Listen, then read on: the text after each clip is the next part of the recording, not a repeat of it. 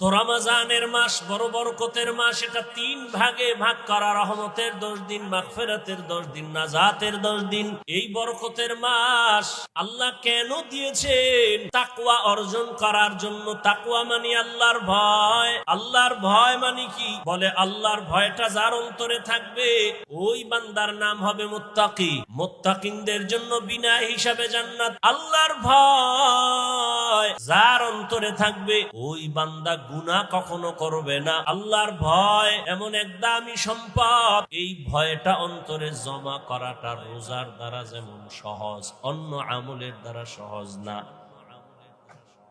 যেমন রোজাদারকে দেখবেন সারাটা দিন রোজা রাখে, ক্লান্ত, ইফতারির আর আধা ঘন্টা সময় বাকি, তখন এমন ক্ষুধা লাগে পেটের ভেতরে, সামনে পানি তাই পাইলেই মনে হয় এক টানে 3 লিটার থাকবে না।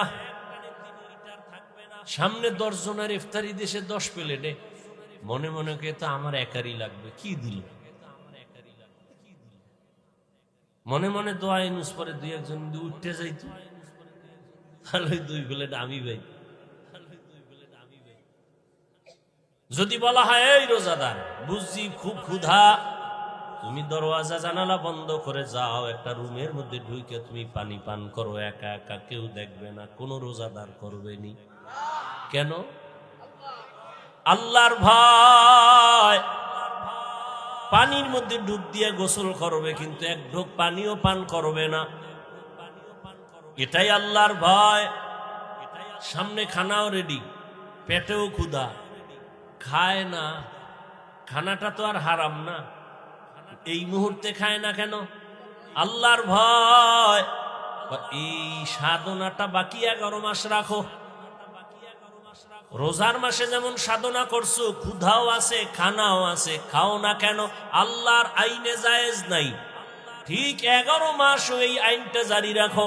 ক্ষুধাও আছে, খানাও আছে, পাইলেই খাইও না, আগে হিসাব করো আল্লাহর আইনে খানাটা হালাল না হারাম। 11 মাস এই সবক যদি আদায় করে তাহলে কেউ হারাম খাইতে পারে না। আর হারাম খাইলে এর শাস্তি কিয়ামতে হবে না, হবে দুনিয়াতেই। কিডনির উপরে আঘাত, লিভার নষ্ট। আর এই হারাম খানাটা আবার অনেক বাবা অবুঝ শিশু সন্তানেরও খাওয়ায়, হারাম টাকা কামাই করে। সন্তানের রক্ত পিওর, স্ত্রীর রক্ত পিওর, কোনো ভেজাল নাই। ও স্বামী নামের কুলাঙ্গার, তুমি হারাম টাকা কামাই করে ঘরের স্ত্রীর রক্ত কেন নাপাক করো বলো? ও বাপ নামের কলঙ্ক, তুমি হারাম টাকা কামাই করে তোমার অবুঝ সন্তানের রক্ত পবিত্র কেন নাপাক করো হারাম খাওয়াইয়া? আল্লাহর কাছে নিজের জবাবই দিতে পারবা না, আবার সন্তানটির জবাবও মাথায় নিলা। এমন বাপ হইছো কেন? বউ যদি চালাইতে না পারো বিয়া করছো কেন? রোজা রাখ 12 মাস।